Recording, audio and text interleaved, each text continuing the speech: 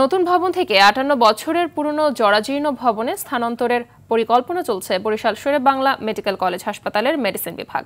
যদিও দীর্ঘদিন ধরে নতুন মেডিসিন ভবনেই রোগীদের চিকিৎসা চলছে, সুনির্দিষ্ট পরিকল্পনা ছাড়াই এই সিদ্ধান্তে ক্ষোভ জানান রোগী ও স্বজনরা। তবে কর্তৃপক্ষ বলছে রোগীর চাপ সামলাতেই এই সিদ্ধান্ত। বরিশাল থেকে আরিফুল ইসলামের তথ্যচিত্রে জানাচ্ছেন নাদিরা সুলতানা।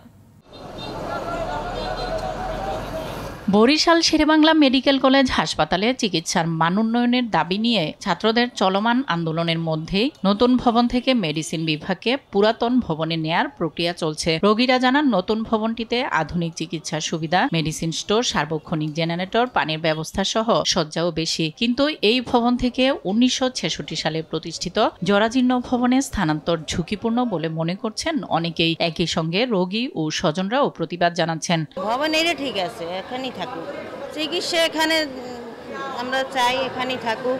শেরেবাংলা মেডিসিন ভবনে আসে খুব ভালো পারফরমেন্স দেখতেছি, আসতেছি যাইতেছি ভালো, এই ভবনটা এখানে থাকা ভালো।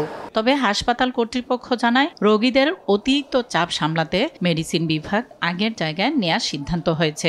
এই বিল্ডিং এ এত বড় একটা মেডিসিন ডিপার্টমেন্ট আসলে কোনো মতেই চালানো সম্ভব না, কারণ ওখানে নাই পর্যাপ্ত ভেন্টিলেশন, পর্যাপ্ত বাথরুম, পর্যাপ্ত ডাক্তারদের রুম, পর্যাপ্ত প্রফেসরদের রুম, একটা সিস্টেম যে কাঠামো, একটা ওয়ার্ড চালাবার জন্য যে কাঠামো, এই কাঠামো আসলে ওই বিল্ডিং এ তো না।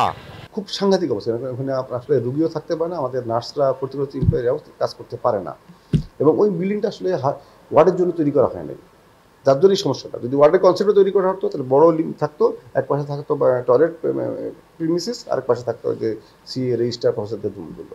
ভবন স্থানান্তরের সিদ্ধান্ত বাতিলের পাশাপাশি দক্ষিণাঞ্চলের স্বাস্থ্যসেবার মান বাড়াতে হাসপাতালটি আরও আধুনিকায়ন করে সাধারণ মানুষের সেবায় কার্যকর পদক্ষেপ নিবে, এমনটাই প্রত্যাশা বরিশালবাসীর। নাদিরা সুলতানা, RTV।